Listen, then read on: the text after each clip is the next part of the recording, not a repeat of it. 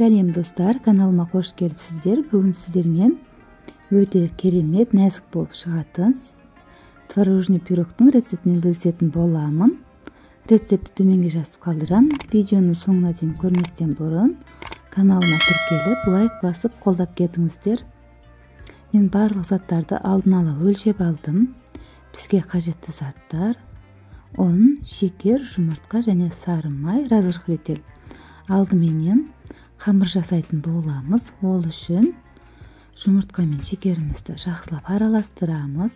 Сосын ұнымызға разрыхлитель салып, електен өткізіп аламыз. Және теркадан өткізілген сары майымызды ұнымызбен араластырып, крошка болғанша жақсылап араластырамыз. Сосын жұмыртқамызды құйып, жұмсақ қамыр илейтін боламыз. Бізде песочный тесто шығады. Дайын болған тестамызды холодильникке 1 сағатқа қойып қоямыз. Енді біз салмасын дайындайтын боламыз. Ол үшін өте нәзік творогты қолданамыз. Творог сондай жұмсақ болуы керек. Сосын қаймақ, жұмыртқа, шекер қажет болады.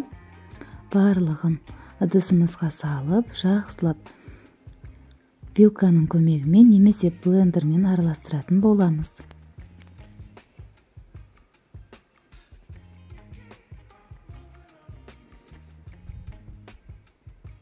Жасалуы өте оңай, миксер қажет етпейді және тез дайын болады.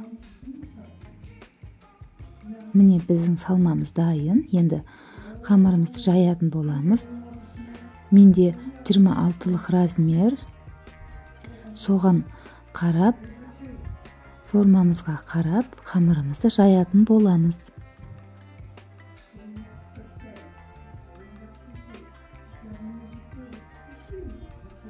Формамыздың асты алынады. Міне осылай жайсаңыздар өте оңай болады. Біздің қамырымыз дайын. Енді оны вилканың көмегімен осылай тесіп шығатын боламыз. Сосын дайын салмамызды салып, 180 градуста қызып тұрған пеште 35-40 минут пісіріп аламыз.